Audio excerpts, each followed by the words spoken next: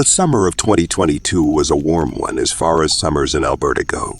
During COVID, I had taken up hiking as a means of both passing the time and keeping myself in some semblance of good shape. Now that the pandemic and its related restrictions had largely abated, I had grown so fond of my hiking expeditions that I began to retain it as part of my regular activities. I won't claim to be any sort of professional hiker, but I had learned my fair share via trial and error, to the extent that I always packed well and took all the necessary precautions for wherever I was heading. If you've never been to Alberta before, I would highly recommend it. We're not well known as far as Canadian provinces go, but we have some of the best wilderness in the world for campers and hikers looking to enjoy the serenity of nature. The northern reaches of the Rocky Mountains form our western border and provide an abundance of trails, campsites, and provincial parks that can be enjoyed for free, sparing the expense of getting there. It was to the Rocky Mountains that I had planned my latest hiking excursion.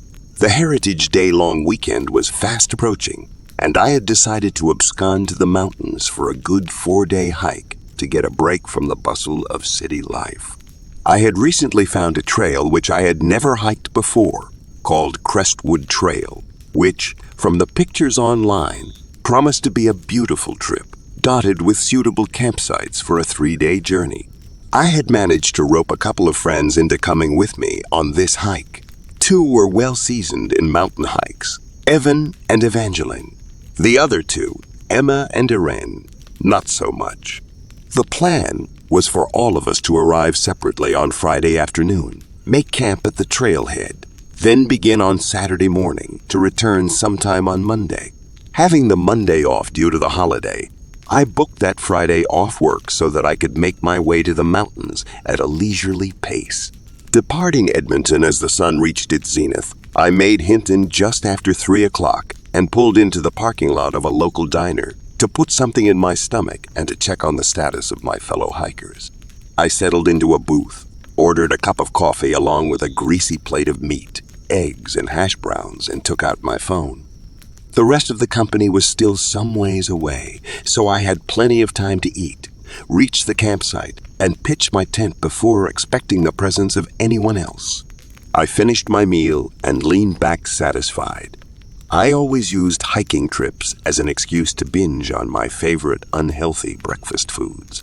I got a refill on my coffee and asked for the bill the next time the waitress happened by, and sat at the booth gazing out the window, watching the cars zip by on the highway. The coffee was strong and bitter, but there's something about a shitty cup of diner coffee that scratches a particular itch like nothing else. "Need the machine," came a voice from my right, and I pulled my attention away from the highway to focus on the waitress standing next to me, smile on her face and debit machine in her hand. "Yes, I will. Thank you," I said, as I set down my cup of coffee and tilted to the side to fish my wallet out of my back pocket. "Heading to the mountains for the weekend?" the waitress asked as I punched my pin into the machine. "Yeah, 3-day hike actually," I replied with a smile as I returned the machine to her and drained my cup of coffee. "Oh, fun. Whereabouts you headed?" she asked, tearing a receipt off the machine and handing me a copy. "Crestwood Trail, a bit northwest of here. Never been," I said with a smile that quickly evaporated as I watched the face of the waitress darken as I mentioned the trail. "They say that's an evil trail, you know," she said. "Evil, like? It's haunted?" I asked, raising an eyebrow. "Well, no, it's not a ghost. Folks say it's a monster," she said, with a sly tilt of her head. "So, way back in the early days," she began, "when settlers first showed up here at the foot of the mountains, there was a preacher who came from the east with his daughter and set up one of the first churches around these parts. But the one thing this preacher would allow his daughter was that he got her a pet dog after her mama died. Big, beautiful dog who loved that girl and was always by her side. Problem was, as the preacher got older, well, he got even. Stricter and harsher in the house. Before long, the preacher was saying that his daughter loved the dog more than she loved God. He might have been losing his marbles a bit by that point too. because he was saying that the dog was possessed by a demon that was making his daughter stray away from the Lord. The Lord. A text pinged on my phone, which I ignored, and the waitress poured me another cup of coffee, which I sipped it absent-mindedly as I listened to the story. So, this preacher, thinking that there's a demon in his daughter's dog, gets up from his prayers one day and grabs his musket to go put an end to the mutt, which was out playing in the field with his daughter. Now, as you might guess, the daughter is screaming and crying and begging her dad not to do it, but the preacher won't listen. Now the preacher goes to shoot the dog, and the daughter, she pulls out her pocket knife and stabs her dad right in the arm, before her and the dog. They book it off into the woods, right up where Crestwood Trail is nowadays. So, the girl haunts the trail or something then? I asked, taking a sip from my coffee. Nope. The thing is that preacher might have been right about there being a demon in that dog, because she paused to look around. They never saw the girl or the dog ever again, but they say that when you go up that trail, sometimes you find these things with the heads of dogs and the bodies of people. So, like a dog minotaur? I asked with a smile. Pretty much, the waitress said, laughing and standing up from my table. Well, that's a good story. Where'd you hear it? I asked. Family. It's a story that makes the rounds. In all seriousness, that trail does get some bears and wolves now and then, along with a couple rock slides. You be careful up there. May not be no monsters, but it is a dangerous trail, she said, as she took my plate. Oh, don't worry, I know what I'm doing, I said, standing up with a smile after finishing my coffee. I strode out of the diner, taking a mint from the bowl by the front door on the way out. I lit a cigarette and leaned against the driver's side door of my car. I gazed up at the handful of clouds that were drifting lazily across the sky and sighed out a cloud of smoke into the pleasantly warm summer air. I chuckled as I thought over the folktale that the waitress had told me and crushed my smoke out underfoot. I gave my back and legs a final stretch, sat down in the car, and hopped back onto the highway, heading west into the mountains. It only took another hour to reach to the trailhead of Crestwood, and most of that delay was due to having trouble finding the spot. I parked in the lot, packed up my things, notified the gang that I was here, and set off for the campsite we were all planning to meet at. It was a brief walk, quiet close to the trailhead, which we planned merely to use as our staging ground for the first day. The trailhead was nearly deserted, with only one or two other cars in the lot, and not a soul in sight. I had snapped a picture of the trail map at the lot, just in case I needed it later. It was the height of summer, but a cool breeze was blowing off the mountains from the west. The world felt fresh, crisp, and alive. Birds were singing, squirrels chased one another back and forth, and a few rabbits were nibbling on patches of grass aside the trail. I reached the clearing that we had decided on for our first campsite, tossed my bag on the ground, and took a deep breath of fresh air. A small creek was gurgling past the clearing, and ancient pines ringed the space around. The Crestwood Trail was just visible past the underbrush, which would make it easy to call out to my friends as they passed by. I gathered a pile of stones from the creek and created a small spot for a fire in the center of the clearing, and after gathering up enough deadwood and kindling, had a respectable blaze going shortly after. I pitched my tent and sat down by the fire to bask in the peaceful serenity of unadulterated nature. When I'm in nature, the closest I get to keeping track of the time is knowing where the sun is. So I can't tell you how long it took for Evan and Evangeline to show up, but it couldn't have been that long. I said hello and asked all the standard questions like how they were and how their trip was, and then helped them set their tents up. We were halfway through the setup when Emma and Aaron came plodding up the trail, causing the whole process of questions and setup to begin anew. Barring a few hiccups by the two inexperienced hikers, we quickly had our campsite set up and a small dinner cooking over the fire. Stomachs full, we settled down and passed a few drinks around the circle. As the sun began to sink below the horizon, I heard the howling of something deep off in the wilderness. either a wolf or a coyote, and it sent a quick chill up my spine, reminding me of the story the waitress in Hinton had told me. I piped up and told the group I had a story and related the tale that I had heard that afternoon, to the general approval of my friends. They thought it was at least a unique local folktale, albeit not a particularly scary campfire story. This devolved into us telling scary stories around the fire for another hour or so, though it was nothing beyond your very stereotypical ghost stories or serial killers with hook hands stories. With a slight buzz and a full stomach, we all retired to bed after spending a good half hour gazing at the beauty of the mountain stars, which were shining in full, unobstructed beauty, unimpeded by the light pollution of a city. As I slipped into my cool sleeping bag, my head filled with thoughts of trees, gently swaying in the wind, and crystal-clear glacial creeks snaking silently along the floors of ancient valleys. We woke early to the gentle tittering of the mountain birds, and I stepped out from the tent, shivering as I yawned. Sunbeams were shattering themselves against the dewdrops that coated both the trees and the grass, causing the whole clearing to glitter like crystal. A few ribbons of fog were hung about the creek, distant and dismal cousins to the rolling banks of fog that embraced the upper reaches of the mountain peaks about us. I relieved myself and dug through the ashes of last night's fire, where I found a few red coals desperately clinging to life and heat in their ashen tomb. With some kindling and a series of deep breaths, the crackling of a fire soon joined the chorus of sounds on the morning mountain. I sat for a while as I let the warmth flood over me. Summer though it is, a night in the mountains is almost always cold, regardless of time of year. A lesson I learned the hard way when I almost froze on a mountain one summer night. I boiled a pot of coffee on the fire and began to fry up breakfast, the smell of which served well in waking up my still sleeping friends. We gathered around the fire, eating and drinking in silence, until everyone's mood seemed to perk up once they had some coffee in them. We broke camp and kicked out our fire, chatting all the while about what had been going on in our lives.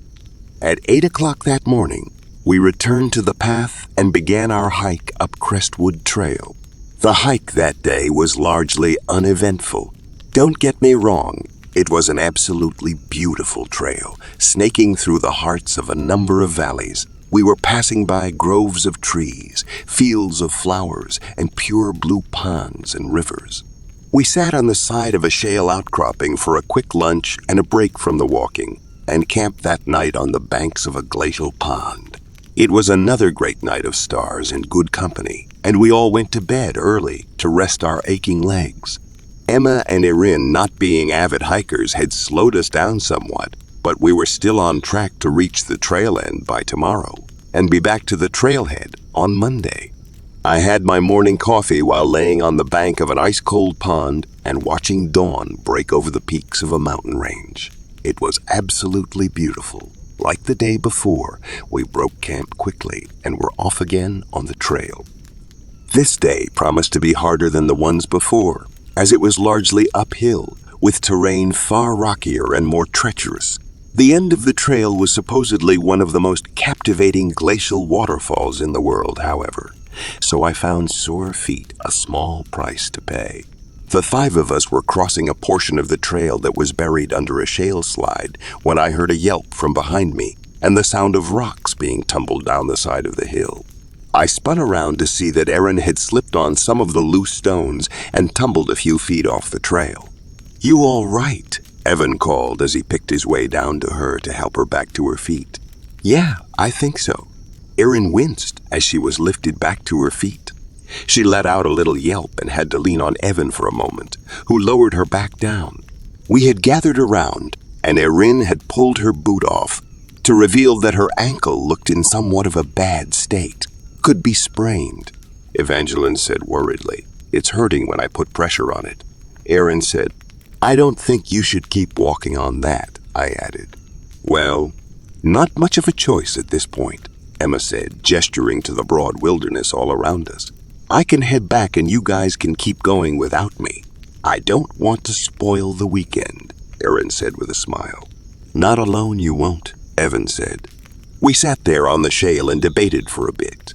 We found a walking stick for Erin and managed to bind her ankle up so it stayed in place better. It was decided that Evan would take her as far back as they could go that day and camp somewhere, meeting up with us as we made our way back the next day. We sat on the shale slide, taking a break and passing some whiskey around, which seemed to put everyone, including Erin, in a better mood. We bid goodbye to one another as Emma, Evangeline, and I carried on up the trail while Erin and Evan hobbled slowly away in the distance. After about half an hour of walking, they were out of sight. With just the three of us, and now feeling like we were in something of a hurry, we reached the end of the trail not long after the sun had peaked in the sky. It was as beautiful as promised. A stream of ice-white water cascaded down the stones above us to spill out into the riverhead that bounded down the mountain into the valleys below. Pine trees and shrubbery filled the entire mountain cove where the waterfall began, and we spent some time exploring and taking pictures. "Hey, come check this out," I heard the voice of Emma cut through the sounds of the afternoon. I pushed through some underbrush before I found her, standing at the mouth of a yawning black cave. "Wow," Evangeline said as she emerged from the undergrowth to stand next to us. The mouth of the cave opened up the face of the mountain rock, and before the cave was strewn a random collection of bones, blood, feathers, and fur. Some sort of totem was constructed just outside the mouth of the cave, a pile of rocks stacked one on top of the other, with strange symbols and patterns drawn on them in what looked like it was blood. On top of the pile sat what looked to be the skull of a wolf or huge dog that glared at us from empty black eye sockets. On the sides of the mountain, flanking the entrances of the cave, were what looked like ancient cave paintings, scenes of animals being hunted. But unlike most cave paintings where it was humans hunting buffalo or whatever, this one seemed to show some sort of animal-headed man hunting things. It looked like some sort of ancient Egyptian god. The three of us stood in dumb silence, gazing at the scene before us, and my stomach started to turn as I thought of the story from the diner.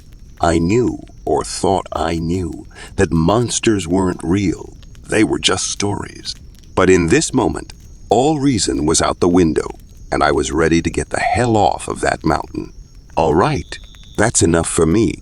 Let's go," Emma said. "Yup," I said. "Okay," Evangeline said, and the three of us turned and nearly ran back down the trail away from the waterfall. I shuddered at the sound of a howl far off in the distance as the three of us descended in a silent haste. I was taking up the rear, and though it was never vocalized, I could feel that the cave had unsettled all of us. The unease was palpable. I cast a number of furtive glances back over my shoulder, and periodically I could swear I was seeing things in my peripheral vision. We moved so quick down the trail that we soon had to stop and take a break. "What do you think that was?" Emma asked with a quake in her voice. "Probably just some prank that has to do with the folk legend." "That waitress was pretty excited to tell me that story," I said between gulps of water. "What if there's actually a dog-man-monster thing on the mountain?" Evangeline said with an unconfident smile. "No such thing as monsters," I spoke. "Either way, I'm not dying sober," Emma said as she took a swig from the bottle of whiskey that she was carrying in her bag. She passed it around and we all took a drink as well. We kept a quick pace going as we traced the trail back to its source. Each of us had picked up a stick to use for support while walking, and perhaps on some primal level we wanted them as weapons in the event. There was a monster out there. Emma and I had each brought bear spray with us, which we kept very close at hand as we walked. All of our heads were on a swivel as we passed back down the shale slide where Erin had fallen earlier. We hit the floor of the valley quickly and were nearly jogging down the trail when we stopped again for a break. "With Erin's ankle, her and Evan can't have made it much further. I bet we overtake them soon," Evangeline said. "Do we stop and camp, or do we make them keep moving?" Emma asked. "I say we find them first, then we can decide," I said. Emma shrugged, and Evangeline stayed silent, so I took that for a tacit agreement with my idea. We began moving again, trudging down the trail as fast as we could with our packs and hiking boots on. The serene wilderness that had before been so peaceful now seemed to be a happy facade that concealed something terrible just under the surface. "Look," Evangeline said, bringing our group to a halt as she pointed off the trail just ahead, to where the colored fabric of 2 tents and the smoke of a fire could be seen through the tree line. We hurried ahead to the camp, crashing through the trees and arriving next to the fire out of breath. We called for Evan and Aaron, but received only silence in reply. I opened the flaps of both tents and found the packs of the 2 there, but no sign of the pack carriers themselves. "Evan, Aaron," I shouted with my hands cupped around my mouth. "Shut up," Emma hissed. "What if it hears us?" "There's no monsters. They probably just went off to fetch water or firewood or something," I said. "Yeah, and got eaten," Emma replied. Evangeline scoffed as she continued to beat at the underbrush around the campsite. "Well, now they're missing. What do we do now?" Evangeline asked. "I say we set up our tents and wait for Evan and Aaron to come back. They probably didn't expect us for a few hours more and just wandered off. And if they don't come back," Emma asked, sitting down and fishing her whiskey out of her pack. "Then we deal with that when it happens," I said, shrugging my pack off. Evangeline remained silent. We set up our tents and heaped the campfire a bit higher. Everyone was moving and working in nearly complete silence, ears trained on the woods around us, starting at the slightest sound. As much as I was trying to ram the idea into my head that there was a perfectly rational explanation for what was going on, I couldn't help but be startled a few times at the sound of some of the sticks cracking and breaking in the fire. We sat silently as an hour passed, and then a second one. Our shadows were beginning to lengthen, and the only thing on everyone's mind was that Evan and Aaron should by all means have been back by now. It was almost as if we were all too paralyzed to broach the subject, that if none of us mentioned it, that if we didn't speak the words, it wouldn't be real. "They're not coming back," Emma said, slurring her words slightly at this point. Evangeline turned away and rubbed her face with her hands. I stared straight into the fire. "We'll find some park rangers when we get back and report them missing." "They'll find them," I said. "Find their bones more likely," Emma scoffed. "Let's eat something and get some sleep. We can start back right at sunrise," I said as I began to assemble a few things to cook over the fire. "I'm not hungry," Evangeline said as she quietly walked away from the fire back into her tent. Emma followed her with her eyes and then shrugged towards me. I cooked for Emma and I in silence, and we ate quickly as the sun began to set. We finished and packed our things up before I knocked on the front of Evangeline's tent. "Yeah, what?" came her voice from inside. "Emma's going to bed. I'm going to stay up and keep watch," I said. "Okay," Evangeline said quietly. "Good night." Emma retreated to her tent, and I took up my walking stick and my bear spray and planted myself next to the fire, which I heaped with a few extra branches. My legs and back were sore, and I was exhausted, so I boiled some coffee for myself and shakily smoked a cigarette. The nicotine calmed me down, and the coffee perked me up. The valley was silent, save for the hooting of some owls and the skittering of some nocturnal animals along the forest floor. I paced around the campsite for a while to keep the blood flowing through my legs and managed to smoke my way through about half the pack of cigarettes I had with me. Something howled far off in the distance, which sent a primordial shiver of fear through my body. What was normally the serene beauty of the countryside blanket of stars now seemed to mock me, displaying its beauty with cosmic indifference to what was happening below. I turned at the sound of a tent being unzipped. Evangeline was emerging from her tent wrapped in a jacket and looked at me. I nodded to her. "Want me to take over?" she asked quietly. "Sure. Give me one of those cigarettes first," she said with a weak smile. I handed her one and held up my lighter for her. She breathed the acrid iron smoke out into the still night air and walked over to the fire. "Good night," I said. "There's coffee there that's still warm if you want some." "Thanks, good night," she smiled. I crawled into my tent and tucked myself into my sleeping bag without zipping it closed, preparing in case I had to suddenly leap to my feet. Sleep overcame me quickly, but it was a brief and fitful sleep choked with nightmares, visions of running through the forest, pursued by some unnatural antediluvian beast that snarled and snapped at my heels. I was dreaming that the beast had caught me and was sinking its teeth into my ankles. I let out a shrill scream, but the scream sounded like it was made with a voice that wasn't my own. I bolted awake. The scream wasn't a dream. I ripped out from my sleeping bag and smashed through the flap of my tent, walking stick in one hand and bare mace in the other. The scream was coming from Evangeline, who was sprawled on the ground next to the fire, with some sort of hulking human form crouched over top of her. The beast had the body of a huge, hairy man, something like 7 feet tall, but the head was that of some mangy wild dog with blood on its teeth and a huge tongue lolling down from its snout. Its eyes were a deep blue and flashed violence by the light of the campfire. I raised the bear mace and released it at the monster. A jet of aerosolized spray leapt towards the beast and coated it from the head to the waist. It reeled back off of Evangeline, howling and tearing at its eyes and face. It backed and bounded off into the tree line, crashing into the trunk of a huge pine as it went, howling and screeching all the way. "What the hell was that?" Emma yelled as she was fumbling out of her tent flap. "No idea," I said breathlessly, as I rushed over to where Evangeline was lying bloody on the ground. Whatever it was had got at her throat and opened up what I assumed was an artery by how much blood was coming out. She looked at me, her skin deathly pale in the firelight, and she grabbed my arm with her blood-soaked hand. She tried to move, but grunted and fell back onto the ground. She looked as though she was trying to say something, but all that came from her mouth was a gurgling sound, followed by a trail of blood running out from her lips.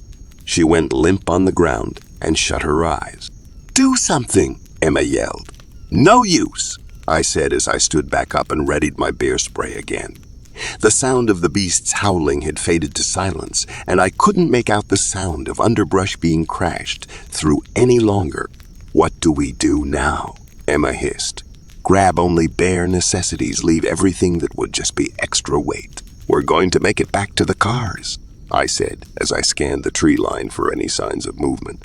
Emma rushed back into her tent to pack things. I gazed up at the sky briefly, where the stars continued to twinkle and the moon sat, shining down on the scene of horror unfolding in the wild. Emma was ready in a moment, and I left her to keep watch with her can of mace while I packed my things, which amounted to almost nothing save some water, snacks, and a flashlight. I came back out, and we left our tents there in the clearing next to the smoldering fire. We hit the trail and immediately started running, allowing the moon to light our path and saving the flashlights for only if they were absolutely necessary. Emma was much shorter than me, so we made a slow pace, and before long the sound of howling began to cut the silence of the night behind us. "We're never going to outrun it," Emma said, panting and stopping on the side of the trail. "Do you have a better idea?" I said as I opened my water bottle and took a long drink. "Nope. Give me a cigarette," Emma said, extending her hand. I gave her one and lit one for myself. "Now doesn't seem like the time," I said, still catching my breath. "It ran from the mace once. I think our only chance is to hit it again and keep running," she said, "or I leave you behind because you're not as fast." I smiled. "Screw you." We moved off the trail and hid in a small ditch that was surrounded by bushes, deciding that we had to try and immobilize the thing one more time. The howling was quickly getting closer, and we wouldn't be able to run all night.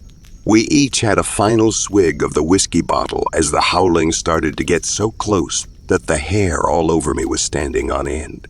We could both hear the thing prowling around just over the lip of the ditch, and we made eye contact and nodded. We both jumped from the ditch at the same time, each of us discharging a shot of the mace at the thing. It was covered head to toe, but instead of immediately turning the monster, it merely howled and leapt towards us. It landed on Emma and sent her crashing down to the ground. The beast had obviously been blinded somewhat by the mace as it tried to sink its teeth into her, but merely managed to bite into the ground next to her head.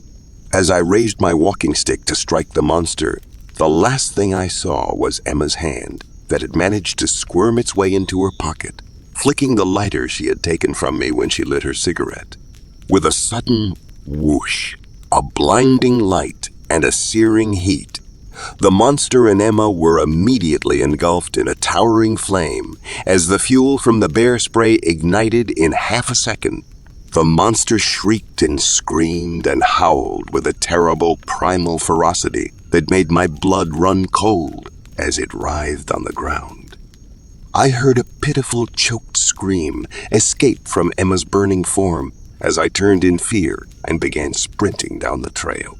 Adrenaline is an unbelievable drug. I ran for what felt like hours, my legs screaming in pain and my mind a furious hurricane of thoughts that had only the goal of survival in mind. The screams of the dying and the smell of burning flesh and hair never left my consciousness for a second as I was running. As the sun began to make its presence known in the eastern sky, I reached the parking lot and collapsed on the gravel in front of my car. I began crying, heaving sobs that were both gasps for breath and attempts to expel the horror I had just witnessed. My limbs felt like jelly, and it took nearly 10 minutes before I was breathing regularly enough to be able to swallow some water. I climbed into my car, a shattered husk of a person, and began to back out of the parking lot with the goal of finding the nearest ranger station. Before I could floor the gas pedal away from the Crestwood trailhead, I looked back to where I had come from, and far off through the tree line, I could make out a terrible black, loping shape. The hair had been burned off of it across its entire body, and what wasn't covered in soot and dirt was a mess of bloody, ragged skin. It merely stood in the tree line and stared at me with its hateful, icy blue eyes. I made it to a ranger station and spilled out this entire story. Unsurprisingly, they think I'm insane. There's a huge search currently underway for the 4 that I left behind, but nobody has been found yet. Safe to say, I've now become suspect number 1 in the disappearance of everyone, so I've been asked to put my story into writing for the use of the police and whatnot. They might all think I'm insane, and who knows, maybe I am. Maybe my mind got shattered on that mountain and I killed all my friends. Monsters aren't supposed to be real. Either way, I've never been the same. I might as well have died on that mountain too. They say I'm crazy, but I know what I saw.